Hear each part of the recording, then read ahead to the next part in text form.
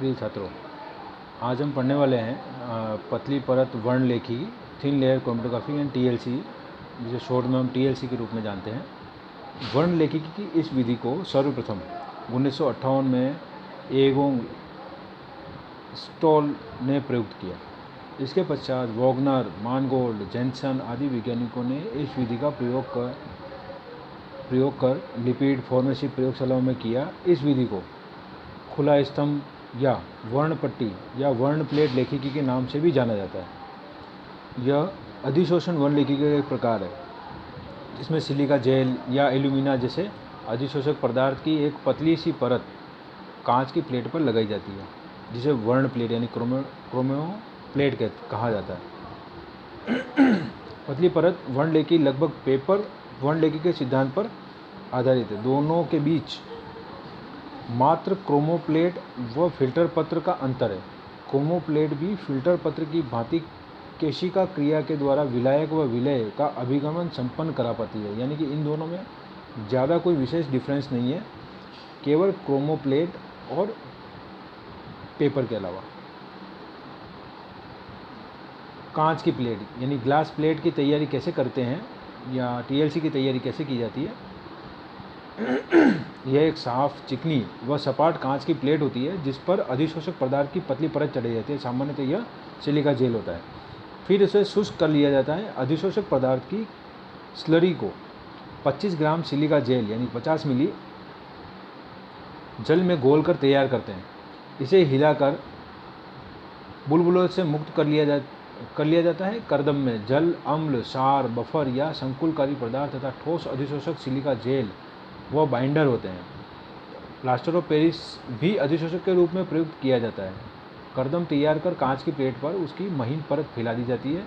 सूखने पर कांच की प्लेट प्राप्त होती है, तैयार हो जाती है। अन्य प्रयुक्त अधिशोषक हैं जैसे किसेल गुड़, एल्यूमिना, सेलुलोज आदि जो हैं वो भी अन्य अधिशोषक के रूप में काम में लिए जा सकते हैं। सिलिका जेल अम्लीय है, एल्यूमिना क्षारीय है, जबकि किसेल गुड़ उदासीन है। विलायक के रूप में हेक्सेन, बेंजीन, ईथर व मेथनॉल प्रयुक्त किए जा सकते हैं। बेंजीन एसीटोन 1:1 के अनुपात में, एन हेक्सेन डाईएथिल ईथर 1:1 के अनुपात में, क्लोरोफॉर्म और मेथनॉल 19:1 के अनुपात में। एसिटिक अम्ल जो है वो 3:1 के आदि के मिश्रण भी विलायक की भांति प्रयुक्त किए जा सकते हैं। इसे भी आरोही व वृत्ताकार किसी भी प्रकार में विकसित किया जा सकता है। कांच प्लेट पर अधिशोषित नमूने के अवयव भिन्न भिन्न स्थानों पर तक पहुंचते हैं, जिन्हें पहचानने हेतु प्लेट को आयोडीन प्रकोष्ठ में रखा जाता है, जिससे भिन्न भिन्न रंगीन भूरे धब्बे स्पष्ट दिखाई देते हैं। उनका आकलन कर मिश्रण में अवयवों की संख्या व मात्रा ज्ञात कर ली जाती है। जितने ज़्यादा स्पॉट होंगे, इसका मतलब मिश्रण में उतने ही ज़्यादा अवयव हैं। एथेनॉल में आयोडीन व 5% बेंजीडीन का विलयन ग्लिसराइडों के साथ नीला रंग देता है। आयोडीन एजाइड पेनिसिलिनों के साथ पीला रंग देता है।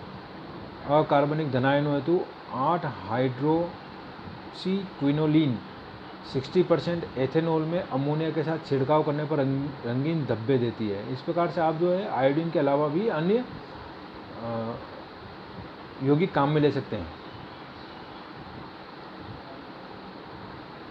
पतली परत वर्णलेखी में प्रयुक्त अधिशोषक व उनके द्वारा पृथक्कृत यौगिक कौन कौन से हैं वो इस सारणी से आप देख सकते हैं। सिलिका जेल पृथक किए जाने वाले यौगिक इसके द्वारा आवश्यक तेल, एमिनो अम्ल, असंतृप्त एल्डिहाइड व एलिफेटिक कीटोन को सिलिका जेल के द्वारा अलग किया जा सकता है। एल्यूमिना, एल्केलाइड व अन्य क्षारीय व उदासीन पदार्थ। किसेल गुड़ के द्वारा फिनोलिक कार्बोक्सिलिक अम्ल को, सेलुलोज के द्वारा खाद्य रंजक या रंग, पॉलीएमाइड चूर्ण के द्वारा फ्लेवेनॉइड व गैलिक अम्ल एस्टर, जिंक कार्बोनेट 2,4-डाई-नाइट्रोफेनिल हाइड्रोजीन, पॉलीएथिलीन चूर्ण के द्वारा वसा अम्ल व उनके मेथिल एस्टर।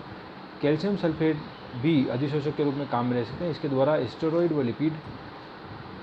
मैग्नेसोल आवश्यक तेल, कैल्शियम हाइड्रोक्साइड के द्वारा कार्टिनॉइड, आयन विनिमय रेजिन के द्वारा कार्बनिक व अकार्बनिक यौगिकों को हम पृथक कर सकते हैं। पत्र वर्णलेखी की तुलना में पतली परत वर्णलेखी काफ़ी तेज व पुनरावृत्त पृथक्करण विधि है। High pressure liquid chromatography HPLC क्या है? तीव्र एवं दक्ष पृथक्करण करने हेतु उच्च दाब द्रव वर्णलेखी तकनीक प्रयुक्त की जाती है। HPLC का उपयोग करते हैं। यहाँ पृथक्करण हेतु 500 PSI तक का दबाव पर्याप्त होता है। इस विधि से जल में उपस्थित फिनोल की नैनोग्राम स्तर तक की अशुद्धि का आकलन संभव है। HPLC को जल में उपस्थित समस्त लेश मात्र यानी ट्रेस एलिमेंट जो होते हैं उनके ट्रेस कार्बनिक यौगिकों को पृथक्कृत करने हेतु प्रयुक्त किया जाता है। दवाइयों के अपघटन से उनके टॉक्सिक प्रभावों का अध्ययन भी HPLC द्वारा किया जाता है। उदाहरणार्थ जैसे यदि हमारे पास एस्पिरिन की एक नई ताज़ा एक पुरानी गोली एक्सपायरी डेट है तो HPLC के द्वारा लिया गया क्रोमेटोग्राम दोनों गोलियों के लिए अलग अलग होता है, जैसे कि आप देख सकते हैं।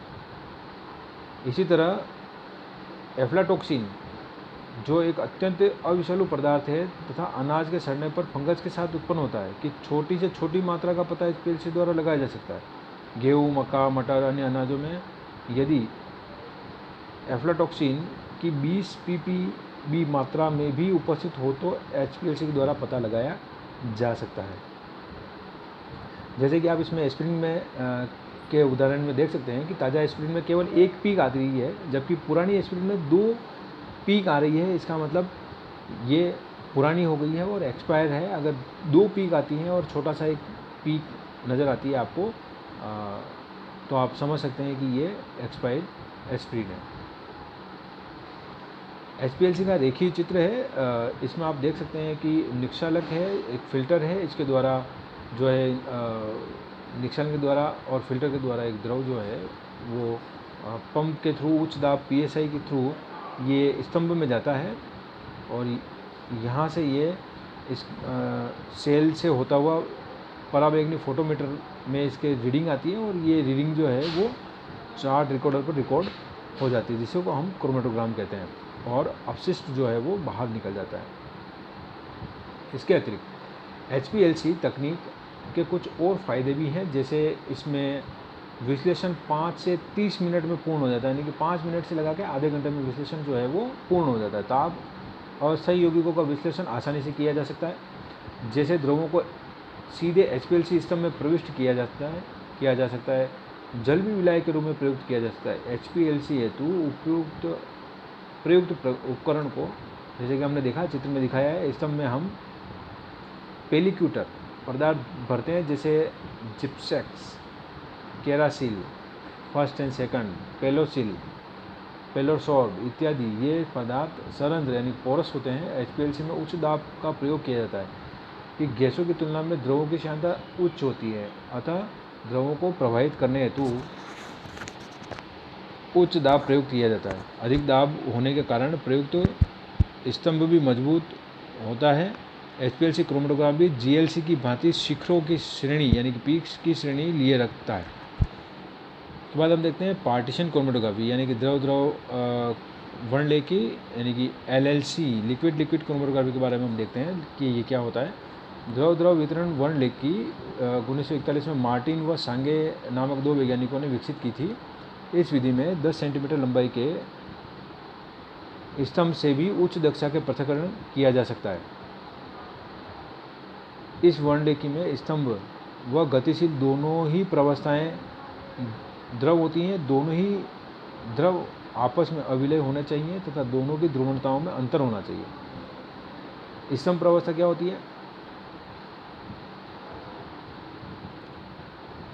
सदैव स्तंभ प्रावस्था एक ठोस आधार पर बनाई जाती है। इस विधि में सिलिका अम्ल तथा सिलिका जेल ठोस आधार के रूप में प्रयुक्त होते हैं। इनके अलावा डाइटमी, मृतिका, एल्यूमिना, मैग्नीशियम सिलिकेट भी प्रयुक्त किए जाते हैं। चूँकि ध्रुवीय विलायक जैसे जल एवं एल्कोहलिन ठोस आधारों पर विश्लेषण अधिशोषित हो जाते हैं, अतः जल को स्तंभ प्रावस्था के रूप में प्रयुक्त किया जाता है। कुछ पृथक्करणों में पानी के साथ कुछ बफर, सांद्र, अम्ल विलयन दिए जाते हैं जो पृथक्करण को आसान कर देते हैं। ध्रुवीय विलायक जैसे ग्लाइकोल एवं नाइट्रोमेथेन को सिलिका जेल से विलायक के रूप में स्तंभ प्रावस्था में भेजा जा सकता है।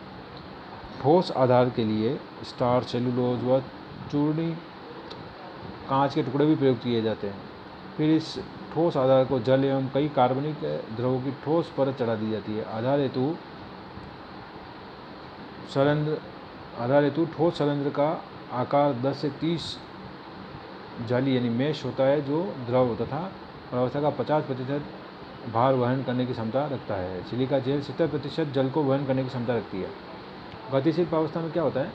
गतिशील प्रावस्था द्रव वर्णलेखी में अधिकांशतः निक्षालन विधि द्वारा ही पृथक्करण किया जाता है। गतिशील प्रावस्था के रूप में प्रयुक्त विलायक या तो शुद्ध विलायक होते हैं या फिर विलायकों के मिश्रण होते हैं जो स्तंभ प्रावस्था के द्रव में बहुत कम विलेय होते हैं या फिर अविलेय होते हैं। अधिक प्रभावी निक्षालन के लिए मिश्रित विलायकों का संगठन परिवर्तित करते रहना चाहिए। इससे प्रवणता यानी ग्रेडियंट निक्षालन भी कहा जाता है। यदि स्तंभ प्रावस्था जलरागी यानी हाइड्रोफिलिक है तो सदैव हाइड्रोफोबिक विलायक गतिशील प्रावस्था के रूप में प्रयुक्त होगा। साथ ही साथ स्तंभ एवं गतिशील प्रावस्था में ऐसे विलायकों को प्रयुक्त किया जाता है जिनमें हाइड्रोजन बंध नहीं बनता, क्योंकि हाइड्रोजन बंध विलायता को बढ़ाता है। यौगिक की हाइड्रोजन बंध न बना सकने की क्षमता के आधार पर विलायकों को निम्न श्रेणी में रखा गया है।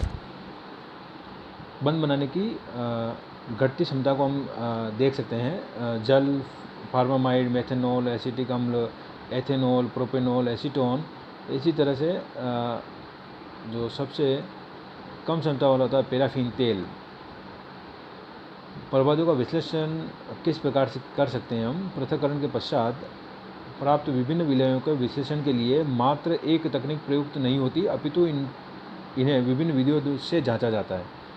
वितरण वर्णलेखी स्तंभ से प्राप्त होने वाले विभिन्न बैंडों के अपवर्तनांक, अवशोषण, चालकता, अन्य भौतिक विधियों की गणना की जाती है। प्राप्त परिणाम की तुलना शुद्ध विलायकों की भौतिक गुणों के परिणाम से कर ली जाती है, जिससे मिश्रण के अवयवों की पहचान और पृथक्करण संभव हो सके। इसके उपरांत हर प्रभाव को अलग अलग पात्रों में इकट्ठा कर विभिन्न भौतिक एवं रासायनिक विधियों से उनका निर्धारण कर लिया जाता है। द्रव वर्णलेखीय अनुप्रयोग: ऐसे यौगिक जिनमें काफ़ी अधिक समानताएं हों उन्हें पृथक करने के लिए द्रव वर्णलेखी एक सर्वोत्तम विधि है। उदाहरण के तौर पर इस विधि से प्रोटीन के जल अपघटन से प्राप्त विभिन्न एमिनो अम्लों का पृथक्करण संभव है। इसी तरह समान गुणों वाले एलिफेटिक एल्कोहलों का पृथक्करण एवं विश्लेषण वर्णलेखी विधि द्वारा किया जा सकता है। अब यहाँ एक चार्ट देख सकते हैं आप। सिलिका जेल स्तंभ पर द्रव वितरण वर्णलेखी एक चार्ट जिसमें विलायक का परिवर्तन, आयतन, शर्करा व्युत्पन्नों का पृथक्करण भी द्रव वर्णलेखी विधि द्वारा होता है। इनमें निक्षालन हेतु क्लोरोफॉर्म विलायक प्रयोग किया गया है, जिसमें N-ब्यूटिल अल्कोहल का प्रतिशत बदल गया है। द्रव वर्णलेखी द्वारा कार्बोक्सिल अम्लों के पृथक्करण में ठोस आधार के रूप में सिलिका जेल एवं 5.5 एम सल्फ्यूरिक अम्ल को स्तंभ द्रव प्रावस्था के रूप में प्रयुक्त करते हैं। फिर ब्यूटेनॉल क्लोरोफॉर्म मिश्रण में 15 से 50% तक सांद्रता परिवर्तन का निक्षालन किया जाता है। निक्षालन प्रभाव को मानक क्षार के साथ अनुमापन द्वारा विश्लेषित कर लिया जाता है। द्रव वर्णलेखी का उपयोग विभिन्न कीटनाशकों के पृथक्करण हेतु किया जाता है। द्रव वर्णलेखी द्वारा K का मान ज्ञात कर पाना भी इसका एक महत्वपूर्ण अनुप्रयोग है। इसे आप इस फॉर्मूले से देख सकते हैं। इसमें TR घटक का धारण, T0 आधारित घटक का धारण, F प्रवाह दर, WS स्तंभ द्रव प्रावस्था का भार जिसका घनत्व ρS है। उपरोक्त सभी राशियाँ नापी जा सकती हैं, अतः इनका मानकीकरण उक्त सूत्र में रखकर विभिन्न गुणांक K का मान ज्ञात किया जा सकता है। धन्यवाद।